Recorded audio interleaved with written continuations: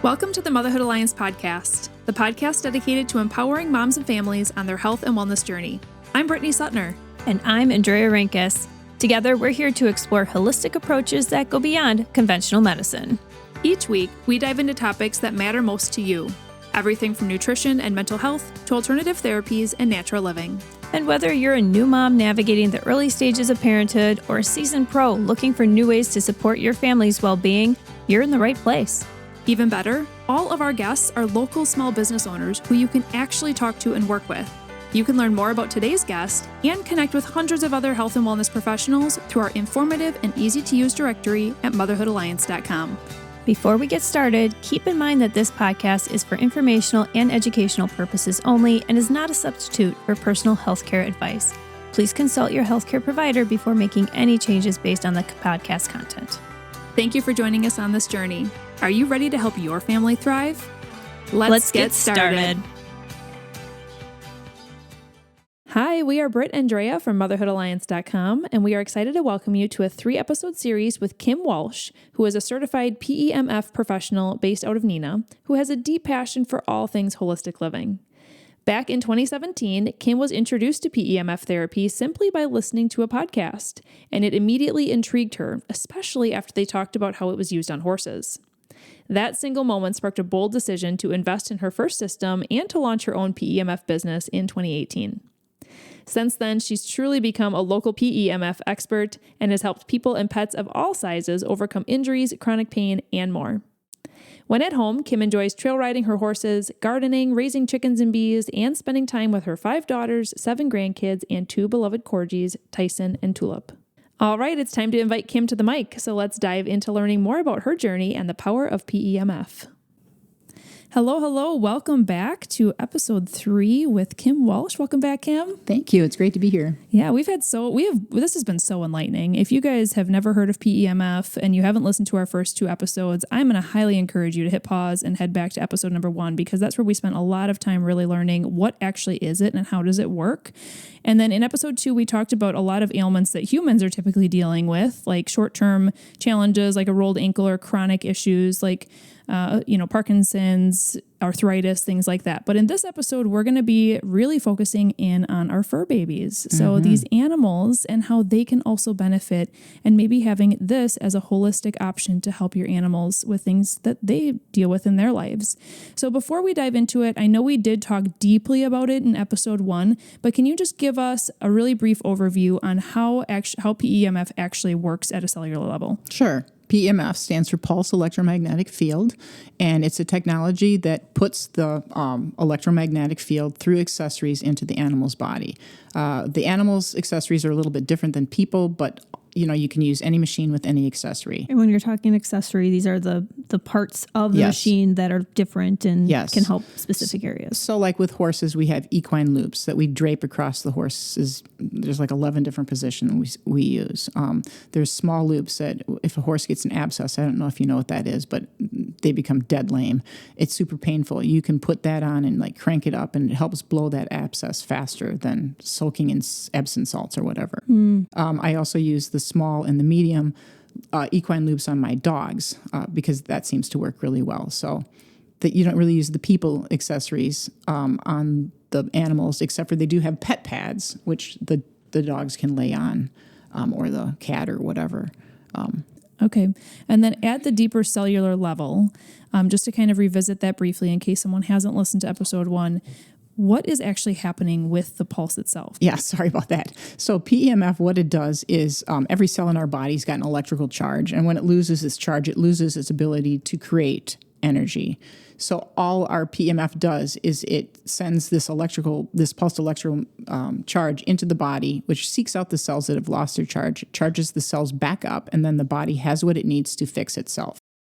Okay, perfect. And that's a great brief explanation so that we can talk about these animals now. So in our episode prior, we did talk about how, these small ailments and longer ailments that humans are dealing with, and some of those are going to apply to animals as well. They might get some sort of an injury, scrape, things like that. But we haven't really talked a lot about skin yet. And so obviously skin is a type of cell. Right. So if an animal or really a human had some sort of skin scrape, road rash, things like that, how would this benefit them in the way of like, how quickly would you see that heal compared to if you didn't use PEMF? It'll heal a lot faster. This is where I would combine, if it's a skin thing, I would combine the PEMF with infrared, red light, or any type of laser to help that skin heal faster. But yes, PEMF is amazing for aiding in recovery. I can tell you a recent story about my dog. I have 2 corgis, and he tore his ACL. He just came inside, and he was 3-legged lame. I don't even know what happened. And I was lucky enough to get him into the vet the next day, and she said, yeah, he tore his ACL. I said, And she said, well, here's how much it'll cost to get surgery. It was like $5,700. And I'm like, well, but then she comes back in. She goes, we have to do an x-ray. And she goes, we did an x-ray and he has a malformed tibia, so we can't do the surgery. You'll have to go somewhere else. I thought, how much is that one going to cost? Yeah, no kidding. But she said, well, some people medically manage it, with pain relievers and that sort of thing. And I thought, okay. So she gave me some gabapentin and some painkillers, and he got those. But I started pulsing him an hour twice a day. And 2.5 days later, he was putting his foot on the ground. He was running around. Within a week, he was running around. Now, it's been over a month, I think, that I still pulse him about a half an hour a day. He runs like crazy. I mean, you can't keep a corgi still if you've ever had a corgi. And he doesn't put full weight on it still yet, but I mean, he has no pain. I don't give him painkillers anymore. And it's just getting better and better as time goes on. Oh, you should tell your vet about that. I did, but they ignore me. Oh, jeez. And this is kind of blowing my mind because I'm just like, okay, well, this was a torn ACL. So this is a ligament that was torn. So how is this possible? In my brain, I'm just like getting this image of like, the magical, the gold, like you would see in a Disney movie where it's like a golden flurry of little stars that are making it reattach. So like, how is this working? I don't know if it's helping create scar tissue. I actually honestly don't know the answer to that. I haven't had another x-ray or anything done. All I know is how he's behaving and how, he's not 3-legged lame. He still doesn't have all the strength back in that leg yet, but I'm hoping as time goes on, keep pulsing him and, maybe in a year, just x-ray and see what it looks like again. Yeah. Yeah. My other corgi, she jumped down off the bed. This was about 2 years ago, and she yelped, and then she was 3-legged lame on her front leg, and I think she maybe broke a toe or something. And I couldn't get into any vet. I don't know why. But anyways, so I started pulsing her 3 times a day using my little laser light on it too. And within 2 days, I think it was 2 or 3 days, she was completely sound. Yeah. I have videos of this stuff, by the way. Wow. Yeah, I know. Are there any, so you said that you don't use the human accessories on animals. Right. So what's the difference between them? Like how does PEMF working on animals different than humans? Why do you have different accessories? And are there really any other differences? There's no difference as far as the PEMF or the delivery. It's just they use medical grade rubber. I don't know how else to explain it. And they're different size loops. And so they're very malleable. So you can put them around the horse or the dog or the cat or whatever. Our accessories for people tend to be more rigid and a little bit harder and not as easy to use. Like the medium rings, there's 2 rings that are attached. And I put one on one side of his leg or his hip, and then I put the other one on top. So now the pulse is going all the way through his body. And it's also supporting his right leg, which is, probably taking more strain from taking all the weight. So the soft, pliable loops are what work best on animals. Yeah, that makes sense.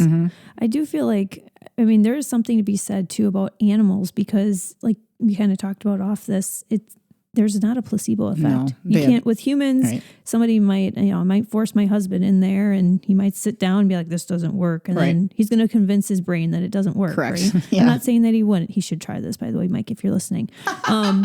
But with animals, you just do it to them, and you see results. One of the first horses I did was a rescue horse, and her owner said she just is, I don't know if she used the word angry, but she just like tries to bite me every time I groom her. And so we did, I think, 3 or 6 1-hour sessions. And she said people in the barn were coming up to her and going, "What did you do?" And I said, you know what? I think this horse was probably so body sore, so sore all these years. That's why she probably got sent to the kill pen, is because she had a bad attitude. She was a mare, and she was expressing the fact that, hey, that hurts. And people didn't understand that. So that was pretty cool to see her go from a horse that tried to bite you every time you touched her to one that was like, oh, I'm happy to see you. Yeah. What are all the different types of animals that you have used PEMF on? I've used it on horses, dogs, cats, and the most unusual thing I ever did was a person bought a system from me. Now, I think this was in 2020, and she had somebody who had show pigs. And she said, I want to pulse the show pigs. I'm like, oh, okay. All right. Never done it before, but I went on our Pulse PEMF practitioner page and I, searched for pigs, and there was a lady, and I messaged her and I said, hey, can I talk to you? And she goes, sure, call me, which is another great thing about our community is everybody's willing to share information. So she told me what to do, which was basically kind of the same thing as horses. And we went out there together and we pulsed that pig. And then the next day the owners go, we can't believe how much better he is. And I don't even know what's wrong with him. Yeah, right. But she pulsed him a couple more times and he won the show, or I don't remember, but it's pretty funny. That is fun. It really makes sense. We all have cells. Yeah. Right. Okay. Well, here's kind of a curveball question. And it doesn't sound like you've ever done this, but can this be used for animals that are either in water or like always wet? Like, I don't know, a salamander or like, this is like getting way out there, but people have all sorts of pets. That's so true. I'm just like, what can this work for? Well, I wouldn't put it in the water, no. But what is interesting, and I found this myself, like if I got on the pulse machine and I'm sweaty, it actually is more intense because water, makes electricity travel faster. So I've pulsed horses that were sweaty or wet. You just have to be a little bit more careful, I think. Yeah. Sure. But I would not put it in the water, no. Right. Yeah. I don't see that being a good thing. No. There's an assignment Don't for you, try Kim. to pulse your fish. Yeah, I was going to say, could you put it on the outside of the fish tank? But then you end up cooking them because Actually, now that you say that, you could put a pulse pad underneath the fish tank, because I've actually done this with water, and you will see bubbles form in the water. Whoa. Yeah. It's supposed to be good for you. I don't have any stories about that. Oxygenation of the water? I don't know. Yeah, it'd be the new thing of hydrogen water, PEMF water. Right. Exactly. There you go. Okay, we're like coming up with all this fun stuff that we need some more research done on. So let's talk more about dogs, because those are a really common family animal. I know before we jumped on the mics here, you were telling us about multiple dogs who have had challenges that you've been able to help. Can you give us a story about that? One of my favorite stories is a woman that came to me because she had Lyme disease and she wanted to get a system for her Lyme disease. And she said, can my husband come? And I said, sure. She said, we have a dog that has a ton of anxiety. Do you mind if I bring her along? I said, not at all. So they brought the dog along, and I was showing she was doing one machine. I said to the husband, you can pulse your dog too. And she told me that the dog had, it was a German Shepherd, and I can't remember if it's, where the hind end gets really weak. I can't think what it's called. But at any rate, I said, use these equine loops and pulse the dog. So they bought a machine and they bought the stuff for the dog. And about 2 weeks after she got her system, I called her up to ask her how she was doing. And she said, well, I'm taking it really slow for myself. But she goes, we keep the machine downstairs, and the dog has always been able to run down the stairs, but she's never been able to run up it. And my husband's been pulsing her every day, and today she ran up the stairs 3 times. Do you think that's a coincidence? Oh my gosh. And I said, no, it's not a coincidence. Yeah. And then a couple weeks later, she called me back and she said, so I took the dog into the vet, and the vet was like, took one look at the dog and goes, what have you been doing? And she told her, and the vet, pretty cool vet, goes, wow, that's awesome. I use PEMF on my horses. That's fantastic. Keep doing it. Whoa. Yeah. Awesome. Yeah. Hip dysplasia. Is that what you're talking about? Yes. Yeah. I feel like that's really common in a lot of those medium to large breed dogs, as well as, getting arthritis in the knees and stuff like that. So yeah, this could definitely benefit. And I've personally heard stories from other people who own machines or sales reps that have taken dogs that are dragging their hind end. They cannot walk, and have brought that mobility back using the PEMF. How long would that take? How many sessions for something like that? I want to say one guy that told me he did it 3 times a week, and it was like maybe 2 weeks for the dog to come back. Okay. Yeah. And I can't remember what the other lady told me time-wise. Yeah. And this is still a service that you're offering as well, is yes. that you will go to people's homes and help with their pets, sure. if that's something that they're needing, correct? Yep. Or they can rent the machine for their pets and themselves. Mm-hmm. Now, you mentioned that your vet originally was not all that interested in this, and then you just mentioned one that was. Is this something that you feel like vets are having their eyes open to more? In our first episode, you talked about PEMF used to be in the medical industry, and then it was taken out, which is a little bit frustrating and mind-blowing. I know. But what about the veterinarian industry? Is this becoming more well-known? It is becoming more well-known. Excuse me. I sold a system to a veterinarian in Iowa, but she was buying it not for her practice so much as for her quarter horses, because she's in the quarter horse world. But she absolutely loved it. And then, of course, is going to use it for herself and her husband and her mother. Yeah. Yeah. Yeah. No, that's great. So kind of finishing out our episodes here, where do you see PEMF therapy going in the next 5 to 10 years? Well, what's interesting, when I first started this in 2017, nobody had heard of PEMF. I mean, nobody. I barely knew. I didn't know what it was. And now people know about it. It seems to become much more prevalently known. And people are kind of, I think, sick and tired of being sick and tired, the old saying, and they're not getting what they need from their doctor, so they're looking elsewhere. So I've had a lot of people referred to me by people who have come in and used it and had results, and then they'll tell their sister or their cousin or their friend or whatever, oh, you got to go see Kim. So it's word of mouth, and it's just the more people know about it, the more they're going to demand it.